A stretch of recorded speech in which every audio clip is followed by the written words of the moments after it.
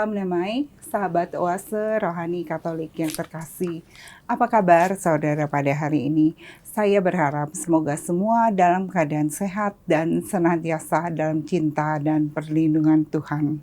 Senang sekali saya, Angelica Luciana, dapat kembali menjumpai sahabat semua dalam acara Oase Rohani Katolik.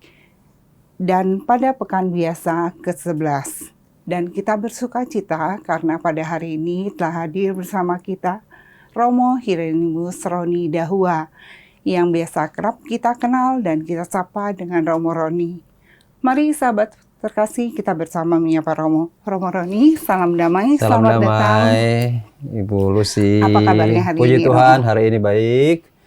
Dan saya berharap dan berdoa para sahabat Oase Rohani Katolik pun sehat, penuh sukacita, dan sepanjang hari ini diberkati oleh Tuhan. Amin.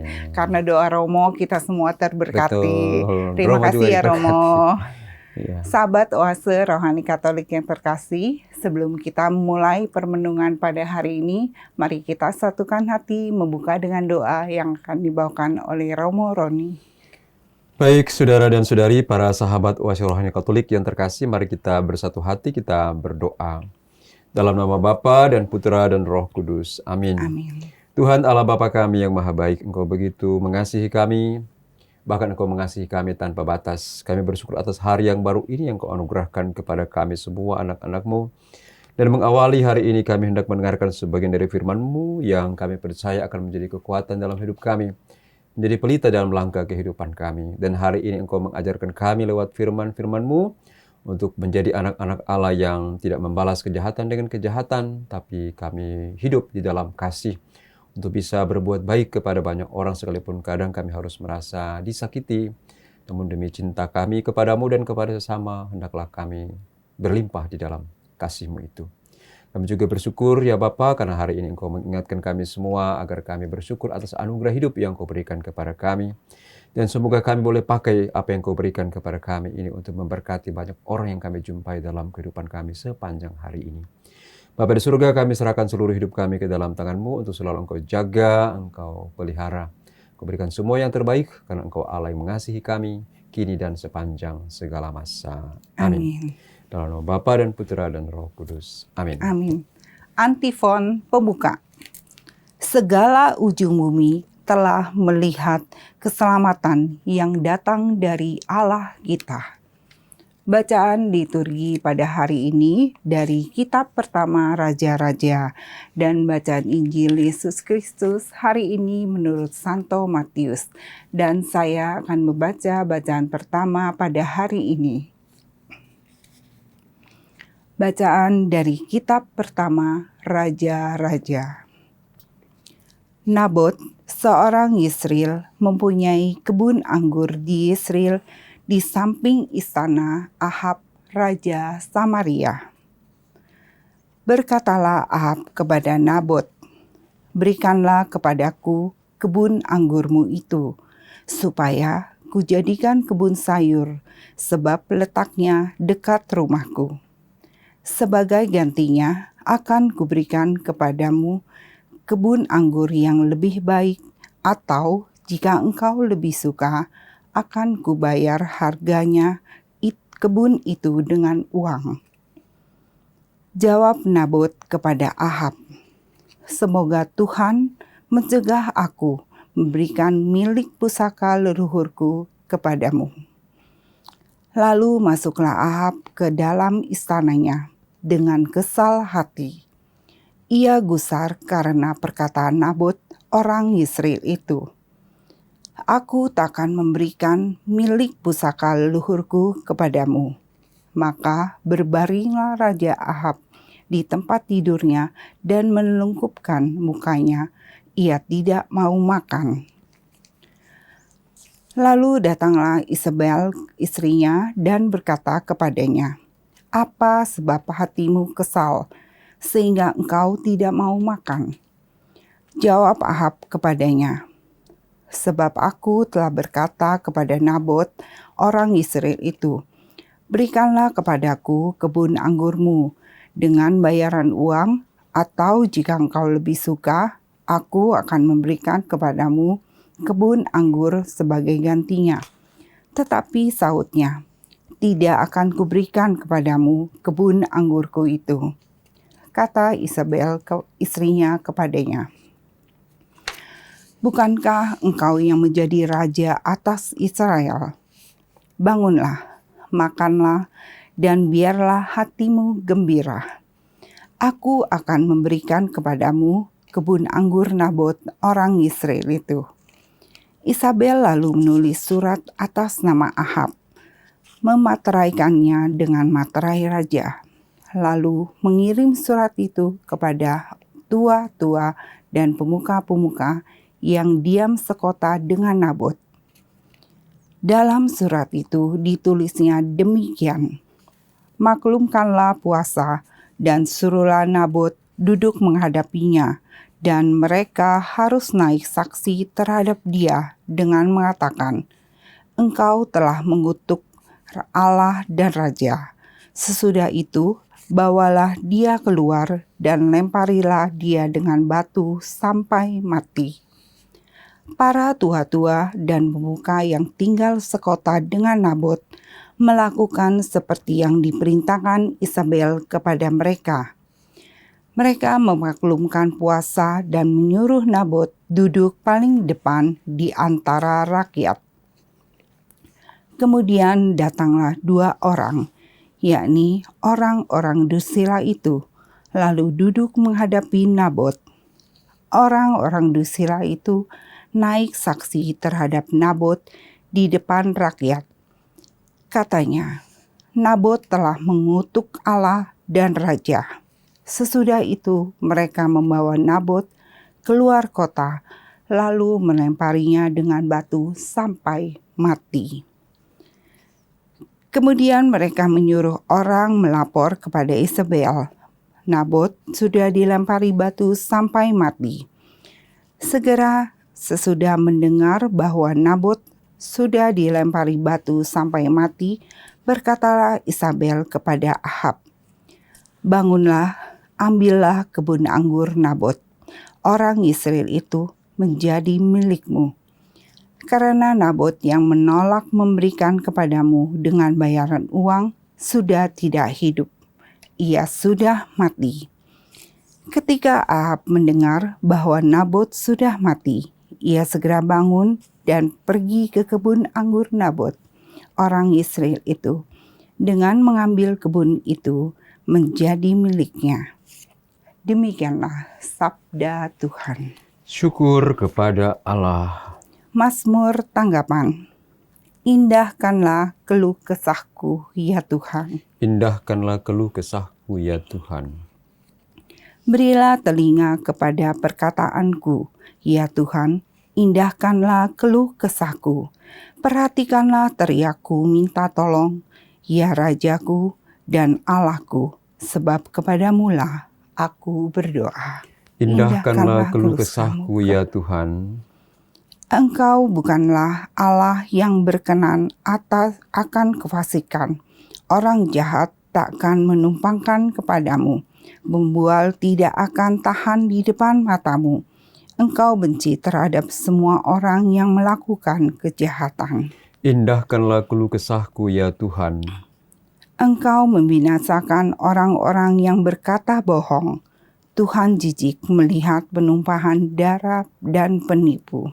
Indahkanlah keluh kesahku, ya Tuhan.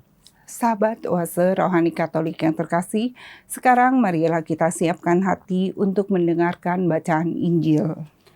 Haleluya, haleluya, haleluya.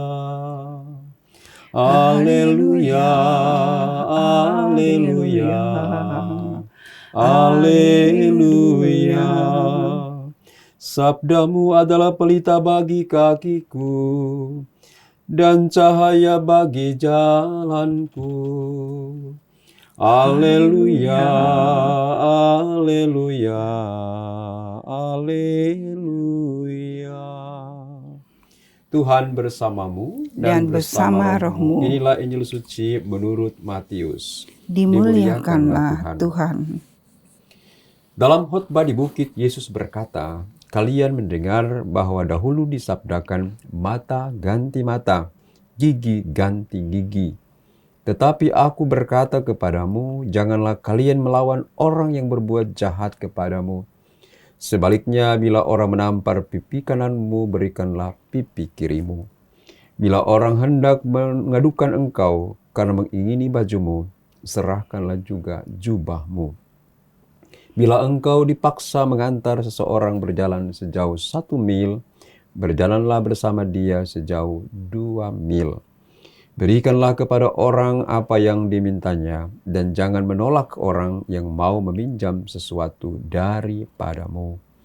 Demikianlah sabda Tuhan, terpujilah Kristus. Romo Roni, dari bacaan pertama hari ini tentang Raja Ahab, Ya. ada hikmat dan sukacita Pak Romo. Baik, terima kasih Mbak Lucy bersama dengan para sahabat Wasiron Katolik yang terkasih. 1-2 pesan rohani untuk kita semua dari bacaan pertama yang kita dengarkan pada hari ini yang bercerita tentang Raja Ahab, Nabot, dan istri Raja Ahab, Isabel, yang bersepakat kemudian membunuh Nabot hanya untuk mendapatkan kebun anggur. Ya, kebun anggurnya yang menjadi warisan dari leluhur Nabot, ya. Nah, saudara-saudara terkasih dalam Tuhan, pesan yang pertama untuk kita semua pada hari ini adalah bahwa orang-orang yang baik itu tidak akan terlepas dari perbuatan-perbuatan orang-orang yang jahat atau yang katakan orang-orang yang tidak senang padanya. Setiap saat dalam hidup ini pasti ada orang-orang yang tidak senang dengan kehidupan kita, ya. Terlebih saat kita punya hidup, mungkin kita tidak kaya-kaya amat atau tidak berkelimpahan, tapi hidup kita baik, hidup kita itu dekat dengan Tuhan, kita memperoleh sesuatu yang boleh kita pakai untuk hidup. Tapi selalu ada saja orang yang tidak senang dengan Betul. kita, ya, yang tidak suka dengan dan kita. Dan itu manusiawi, ya. Dan itu memang sudah menjadi hukum Allah mungkin. Betul. Ya, bahwa orang baik itu selalu akan ada orang-orang hidup bersamanya yang tidak sirik, yang iri pada hidupnya, ya. Betul. Tetapi sebagai orang beriman, sebagai orang yang percaya pada Kristus Yesus, sekalipun kita tahu bahwa ada orang-orang yang tidak suka dengan kita, tapi kita harus tetap menjadi pribadi yang setia dan bertahan kepada kehendak Tuhan. Dan itulah pribadi Nabot. Nabot, sekalipun dia tahu bahwa Ahab bersama istrinya Isabel telah melakukan kesepakatan untuk membunuh dia hanya untuk merampas dia punya kebun anggur itu, tapi Nabot tetap tidak melawan dan tidak membalas dengan kejahatan, ya. Jadi ini pesan pertama untuk kita semua para sahabat Wasiron Katolik yang terkasih. Sepanjang hari ini kita disadarkan bahwa kebaikan-kebaikan kita itu kadang tidak berbuah manis dalam hidup, ya. Tetapi sebagai orang percaya, orang beriman, sekalipun kita tidak mengalami buah-buah yang manis, tapi untuk sebuah kebaikan dan kesetiaan kita pada Allah, mari kita bertekun untuk melakukannya, ya. Itu yang pertama. Yang kedua adalah Nabot memberi kita teladan bahwa kita harus membela atau kita harus punya komitmen yang teguh bila itu memang peninggalan atau warisan dari leluhur yang begitu berharga untuk kita. Dan mungkin kita tidak diwariskan sebidang tanah, tidak diwariskan rumah, atau tidak diwariskan kebun anggur, tapi pada kita diwariskan oleh para pendahulu kita, yaitu warisan iman.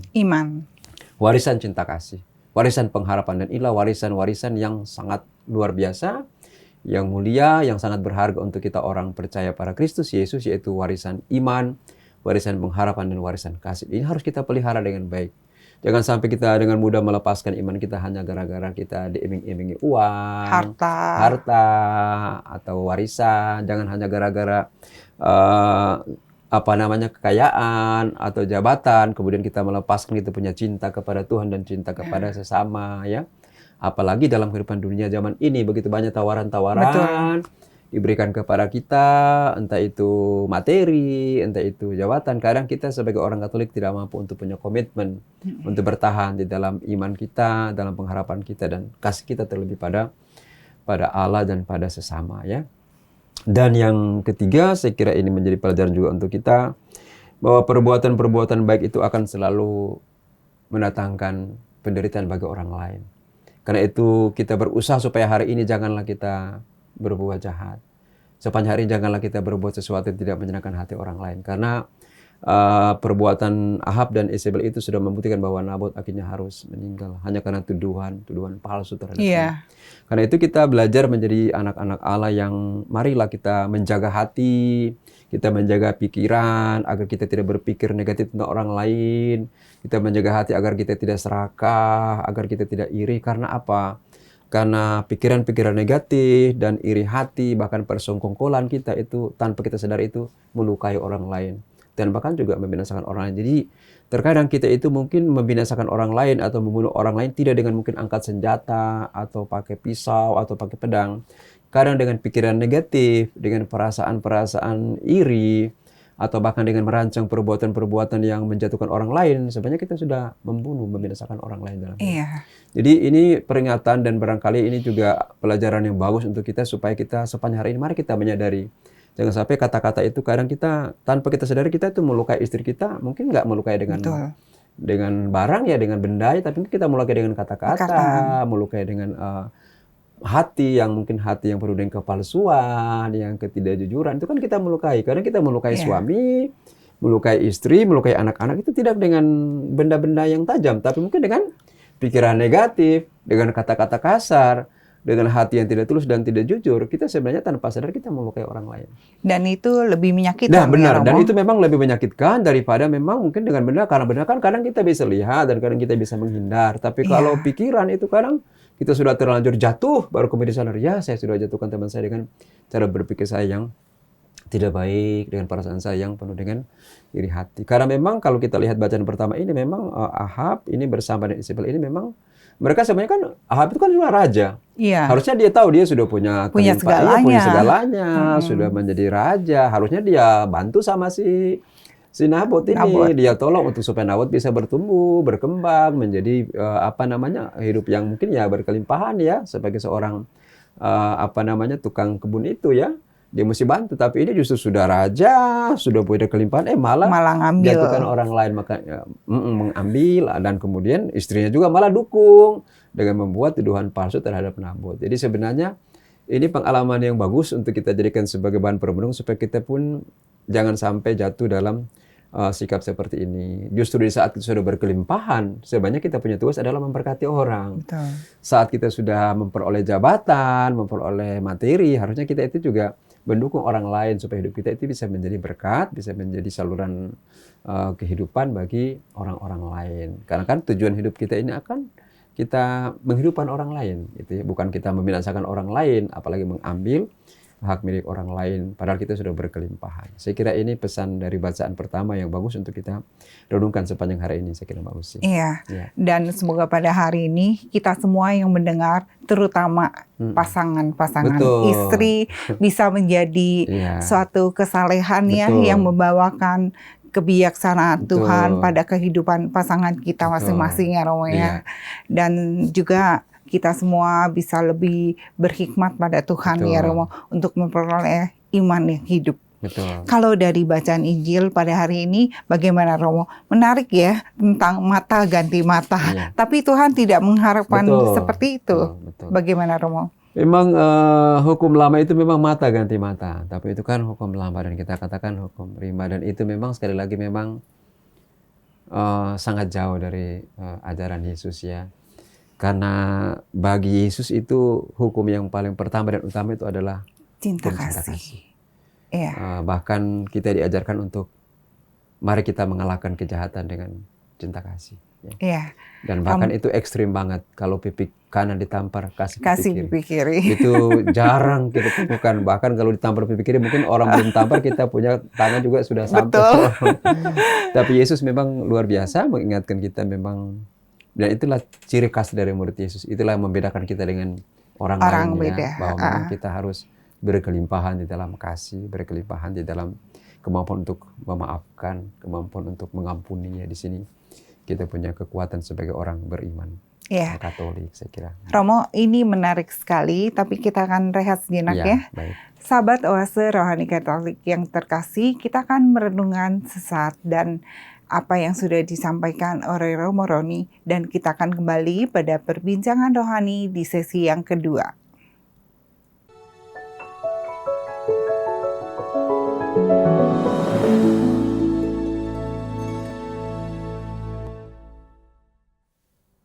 Sahabat Oase Rohani Katolik yang terkasih, salam damai. Kembali lagi bersama Romo Hieronymus Roni Dahua dan saya Angelika Luciana. Anda masih menyimak Oase Rohani Katolik. Romo Roni, kita kembali di dialog iman yang kedua. Implementasinya bagaimana, Romo? Supaya apalagi sekarang kehidupan ini keras ya. Iya, betul. Udah keras, penuh dengan intrik-intrik. Kadang emosi itu nggak bisa kita jaga dengan baik. Bagaimana untuk mendapatkan rahmat Tuhan supaya kita lebih panjang sabar. Dan besar kasihnya. Betul. Baik, bacaan Injil hari ini sekali lagi Yesus mengingatkan, Yesus mengajarkan, dan Yesus selalu mengajak kita untuk hidup di dalam kasih, ya, hidup dalam kasih. Di saat kita menghadapi mungkin yang kalau kita kembali ke bacaan pertama tadi, kita menghadapi mungkin kejahatan orang lain, mungkin kita dilukai oleh orang lain, atau mungkin kita diperlakukan tidak adil oleh orang lain. Yesus meminta kita untuk memang janganlah kita membalas. Karena memang kalau kita membalas sebenarnya kita nggak dapat pahala apa-apa. Iya, dan nggak akan habisnya. Betul, nggak akan habisnya. Dan memang Rasul Paulus juga sudah pernah mengingatkan dalam satu teks, kalau saya tidak salah ingat, jadi salah satu perikopnya dia katakan bahwa kejahatan orang lain itu janganlah membuat engkau juga jatuh dalam dosa. Jadi kejahatan orang lain itu hendaknya membuat engkau semakin bertumbuh dan menemukan kebaikan dan berkat dari Tuhan. Nah, itu bagus. Tapi gimana? Memang tidak semudah itu. Memang apalagi kita manusia. Kadang, waduh. Sifatnya janganlah kita, pipi kiri. Ya. Tadi kan Yesus bilang, tampar pipi kiri kasih pipi kanan. Waduh, kita malah tangan kanannya belum sampai ke pipi kiri, kita punya tangan lebih dulu sampai kepada orang yang mau menampar kita. Tetapi Yesus mau mengingatkan di sini memang kadang ini berhadapan dengan kemanusiaan kita ya. Kadang kita memang manusia lemah, kadang kita memang manusia tidak berdaya, apalagi terlebih menghadapi kejahatan begitu ya. Kita kan mau nggak mau juga harus membela diri ya. Betul. Tapi memang Yesus mengingatkan kita sebagai murid-muridnya bahwa memang hukum kasih itu harus menjadi yang pertama dan utama dalam hidup kita ya. Artinya kalau memang kita merasa ini adalah sesuatu yang memang sangat menyakitkan kita, ya mungkin kita punya cara juga untuk bagaimana menghadapi hal itu supaya kita tidak terjebak dalam sikap untuk saling balas-membalas. Karena balas-membalas itu memang tidak akan menyelesaikan persoalan. Betul. Dan bahkan akan memperuncing dan mungkin memperbesar persoalan. Jadi semangat ini adalah Yesus mau katakan supaya kita jangan mempunyai sikap suka balas-membalas begitu ya. Apalagi dalam hal-hal yang kurang baik, dalam hal-hal yang jahat ya. Tapi Yesus memang meminta kita untuk memang kita lebih murah hati dan lebih bisa memberi, dan kita berikan yang pertama-tama itu kita berikan kasih pada orang lain. Ya. Dan ini yang paling penting. Yang penting itu kita mesti punya rahmat untuk mengampuni ya, Romo. Rahmat mengampuni, dan rahmat mengampuni, rahmat itu bisa sabar, menahan diri gitu. Karena memang kadang kita sekali lagi manusia itu salah satu hal yang membuat sulit kita itu adalah menahan diri, terlebih menahan emosi ya. Apalagi kalau kita benar-benar sudah marah sekali, pasti tanpa sadar kita juga pasti akan marah. Tapi disinilah kita minta rahmat, hikmat dari Tuhan supaya Tuhan beri kita rahmat kebijaksanaan, kesalehan, sabar gitu ya. Betul. Takut akan Tuhan begitu ya, sehingga memang ketika terjadi hal-hal yang tidak kita inginkan seperti itu ya, kita tetap bijaksana dalam menghadapinya. Karena ini kita beri contoh saja misalnya dalam kehidupan sepanjang hari ini suami istri misalnya. Ya kalau istri marah-marah terus suami juga balas dengan marah-marah juga menjadi masalah rame, juga. Rame di rumah, anak-anak jadi bingung, ini ada apa bapak sama mama. Kalau juga suami marah-marah, kemudian istri juga langsung sambut dengan marah-marah, juga menjadi masalah gitu. Jadi Yesus mau mengingatkan kita pada hari ini supaya bagaimana kita, mungkin ada masalah memang yang harus kita selesaikan, tapi tidak harus dengan cara yang keras, emosi atau dengan ya menimpal, marah dengan marah. Mungkin ada caranya juga, mungkin dengan berlaku sabar, mungkin kita mendengarkan, kita punya hati yang tenang untuk coba kita dengarkan dulu persoalannya, kemudian kita menjelaskan dulu persoalan. Saya kira itu jauh lebih baik ketimbang kita langsung mengcounter dengan juga perasaan atau dengan marah seperti itu, saya kira. Iya, saya ada tips nih Romo. Iya. Kebetulan memang terjadi di rumah tangga saya. Baik. Kalau di rumah ya, di setiap ruangan saya selalu menaruh salib. Oh iya. Jadi kalau pas lagi emosi, marah, Langsung lihat salib. langsung lihat. Jadi diem dulu, tenang dulu, baru duduk sama-sama. Mungkin bisa dilakukan semua seperti itu. Betul. Ya Romo ya. Tapi kan itu Roh Kudus akan bekerja dengan sendirinya. Memang. Jadi memang sekali lagi kita, kalau kita lihat secara manusiawi, kita pasti nggak mampu untuk melakukan hal ini. Nggak mampu sekali, karena memang kita manusia kan memang cenderung bawaannya ya memang marah ya, memang emosi gitu ya. Apalagi berhadapan orang yang memang menyakiti kita. Jadi tidak mudah memang kalau kita hanya mengandalkan kekuatan manusia kita. Ya. Kita memang mesti mengandalkan Roh Kudus. Kita mesti mengandalkan kuasa Allah yang ada dalam diri kita. Ya. Dan kita mesti selalu sadar bahwa mengampuni, mengasihi sesama kita, apalagi anggota keluarga itu adalah panggilan dan juga adalah kehendak Allah yang harus kita wujudkan dalam kehidupan kita. Jadi itu bukan kehendak manusiawi kita, tapi itu kehendak Allah yang mau meminta kita, memanggil kita untuk hendaklah kamu saling mengasihi dan saling mengampuni satu sama lain. Iya, betul. Gitu. Dan jangan pernah merasa kita mengampuni, kita ngalah, betul. Kita kalah. Itu tapi, memang yang kadang juga memang menjadi jadi momok ya Romo. Betul, jadi momok dan merasa malu. Kalau saya diam-diam malah saya itu dianggap saya kalah. Betul. Kalau saya mengampuni dianggap saya bodoh. Tapi justru disitulah mungkin yang kalah di hadapan manusia, tapi yang Tuhan bodoh menangkan. Di hadapan manusia mungkin menjadi yang terhikmat dan terpandai di hadapan Allah. Jadi kita mencari hikmat Allah, kita bukan mencari hikmat manusia. Kita memang tidak mencari pujian manusia, kita mencari pujian Allah dan kita mencari kehormatan di hadapan Tuhan daripada di hadapan manusia. Sehingga kita nggak usah malu kalau memang kita memang salah salah ya, maaf. Kita harus salah. Ya. Kita nggak usah merasa bahwa kita ini kuat. Kita ini ya manusia yang penuh kekurangannya. Kita menyadari diri dan kita bersyukur bahwa saya bisa sabar, bersyukur saya bisa setia, bersyukur saya bisa tahan. Emosi itu kan satu ucapan syukur dari kita bahwa kita marah gitu. Dan ada hikmat tersendiri ya yang Tuhan berikan pada kita. Betul. Iya. Jadi ini memang menarik ya untuk kita renungkan soal ini. Mata ganti mata, ganti. Dan memang Yesus mengajarkan semuanya berlebihan. Jadi kalau you diminta jalan 1 mil, you jalan 2 mil. Kalau you diminta baju, kasih jubah. Kalau ada orang minta sesuatu, you kamu mesti berikan.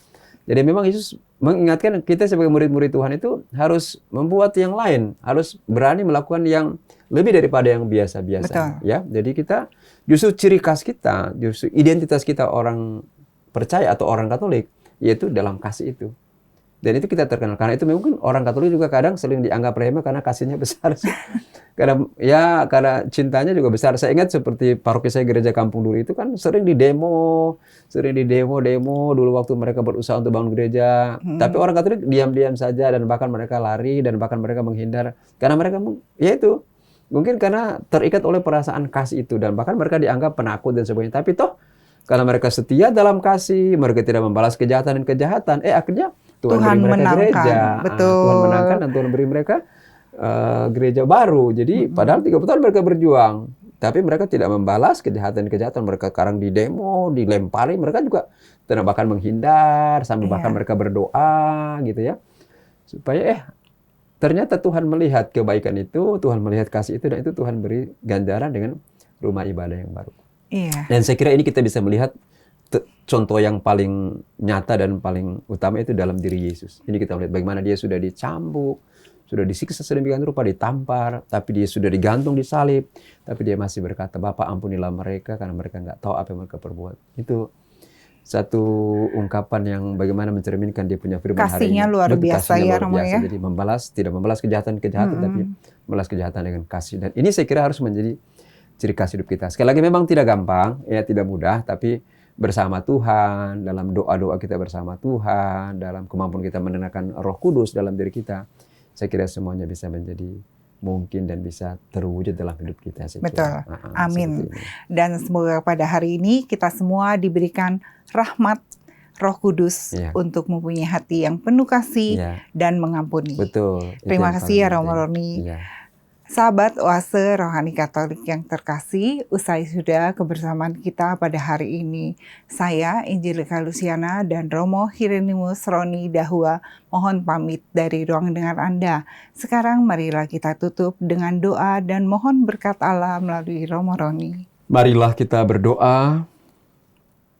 Tuhan Allah Bapa kami yang maha baik, sumber kehidupan dan kebahagiaan kami, sungguh indah pada hari ini Engkau teguhkan kami dengan firman-firman-Mu yang menguatkan kami sebagai murid-murid-Mu. Terlebih Engkau mengingatkan kami agar dalam hidup kami sepanjang hari ini dan juga di hari-hari selanjutnya, untuk tidak membalas kejahatan dan kejahatan, tapi kami membalas kejahatan dengan kasih dan pengampunan. Karena itulah identitas kami sebagai anak-anak-Mu, sebagai murid-murid kesayangan-Mu. Semoga kami pun berdoa kepada-Mu ya Tuhan, Engkau anugerahkan kami kasih yang berkelimpahan, anugerahkanlah kami kebijaksanaan agar dalam setiap persoalan hidup yang kami alami, khususnya berhadapan dengan tantangan dan pergumulan, kami tetap dikuatkan dan diingatkan akan Roh Kudus-Mu yang ada dalam diri kami, dan roh kebijaksanaan yang Kau berikan kepada kami untuk menentukan pilihan-pilihan yang terbaik dalam menghadapi segala tantangan dan pergumulan kami, yaitu untuk memilih jalan cinta kasih. Bapa di surga, ajarlah kami sepanjang hari ini untuk tidak serakah, untuk menjauhkan dari perbuatan-perbuatan jahat yang melukai hati orang lain. Bila hidup kami sepanjang hari ini boleh menjadi berkat bagi banyak orang, karena kami Engkau dapati menjadi anak-anak-Mu yang banyak berbuat baik bagi sesama kami. Bapa di surga, kami serahkan hidup kami sepanjang hari ini ke dalam tangan-Mu untuk selalu Engkau jaga, Kau lindungi dengan berkat-berkat yang kudus dari surga. Dalam nama Bapa dan Putra dan Roh Kudus. Amin. Amin.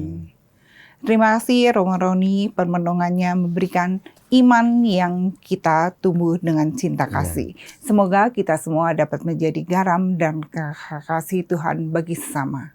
Amin. Amin.